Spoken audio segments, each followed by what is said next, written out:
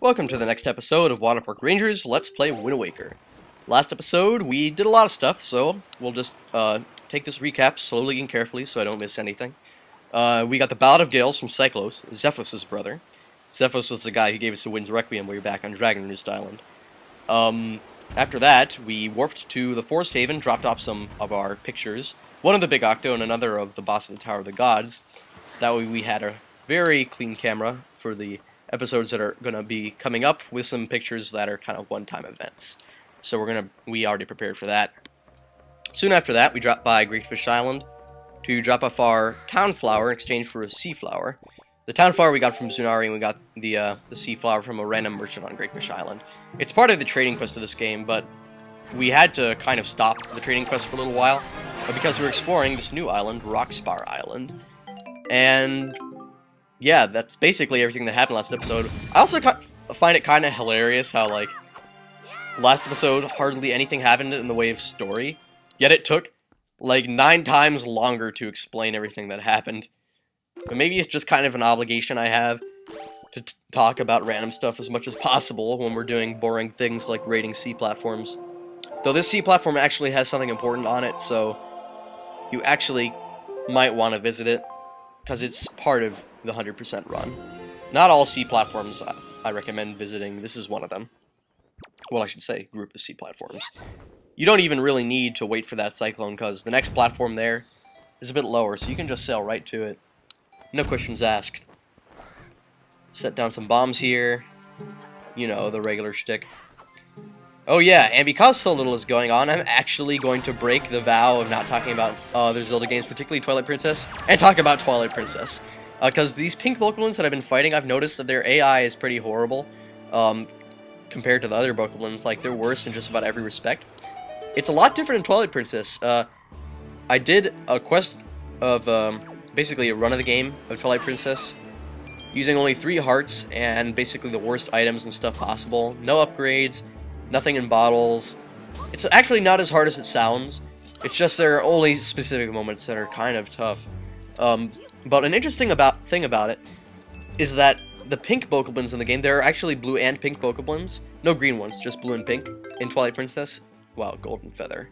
What is this world coming to? This is horrible. But there are blue and pink ones in Twilight Princess, and it's different in Twilight Princess because, while in this game the pink ones are worse than the blues, it's the other way around there. The blue ones are the normal ones, and the pink ones are encountered like in the last dungeon, and have so much HP, it's kind of crazy. So I guess they did not decide to carry that over from this game. I'm also kind of glad they did not carry over sea platforms, because these are kind of getting on my nerves. I'm thinking about just maybe speeding up later sea platforms or cutting ahead through them. I don't know though, I feel like with all the ones that I've shown, and this is really the last long one, I might as well just show what happens normally on them. They hardly ever take that long. This one's just particularly aggravating because, well, you already see why. Now we've got to wait for that whirlwind. Okay, I think that's timed it. This is good practice, actually, for something later, which is optional once again. Oh, no! I thought he was about to shoot us. Whoa! He just shot through the floor! Why didn't he kill himself like that one did a few episodes ago? Well, probably more than a few by this point. I remember there was a turret that actually killed itself. Wow, nice dodging the explosion. Don't know how you did that. Guess you weren't programmed to take damage from explosions during the moment when you're recovering. That's interesting. And yeah, I would say there was a worthwhile reward here. There is. It's from getting these turrets. Though it might just look like your unassuming chest, it probably could have just another useless golden feather by this point. Well, they can be sold for like 3 to 5 rupees, but I'd hardly call that a use. Well, my voice cracked a little bit there. Oh, awesome! I knew it was something worthwhile. 100 rupees. So that took a long time to get, compared to, like, the cannon boat that you just have to shoot 3 times and then just pull up with a grappling hook for 100 rupees, and then a piece of heart from another one. So, this is a very random island.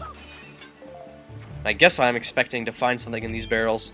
Oh, okay, a bomb. Might as well take it. They're really generous with how many items and stuff you can just get in this game.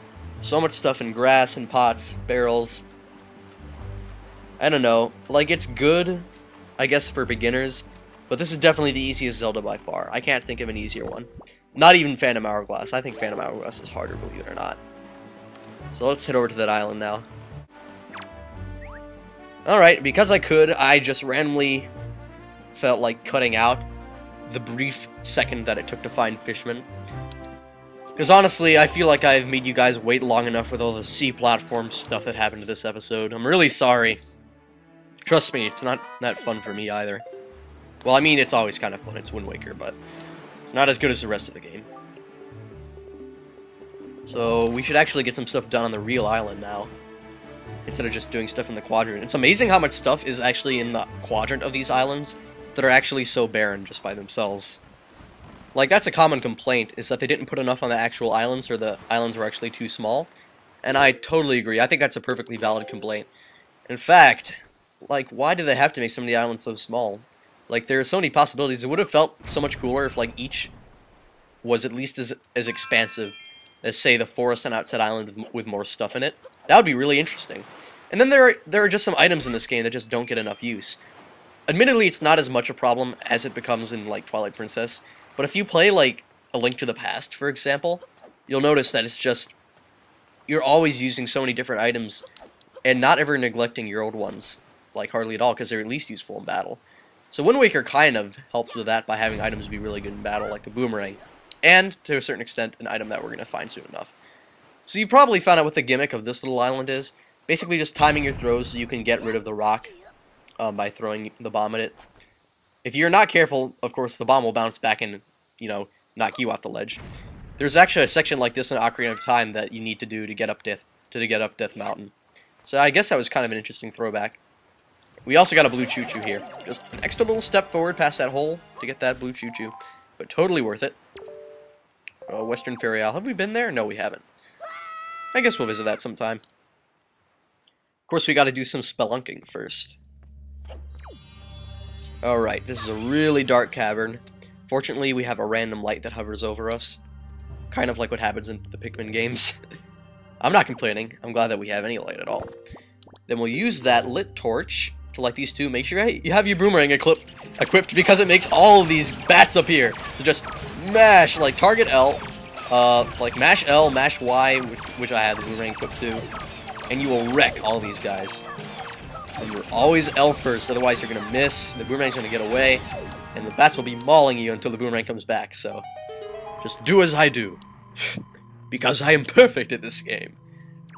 No, I'm going to be the last to admit that. I'm not perfect. I will tell you, I once attempted a 3-heart run of this game, and yes, I did succeed, but sadly, I could not 3-heart run the Savage Labyrinth. As hard as I tried, I lost on the very last floor. Now, you might be wondering, Savage Labyrinth, what's that if you've never seen that part of the game? We'll get to it eventually. This is a 100% run. You'll see what I mean when we get there. So the reward is a treasure chart. Of course, that's basically just like a promise for a reward. Just like, cash this in for a reward later. At a specific island. It's very DIY. So that was what was inside that cave there. Alright, we had some brief recording troubles, but we're back. I know it doesn't seem... It was just a split second for you, but the fact is, some random stuff happened after we got out of the cave, but rest assured, nothing's really changed. We just moved ahead a little bit. Anyway, we're kind of low on time for this episode, the way I have them laid out, so you're going to get to see what's inside this very unique Beetle Shop ship next episode. What's inside? Well, you'll find out then.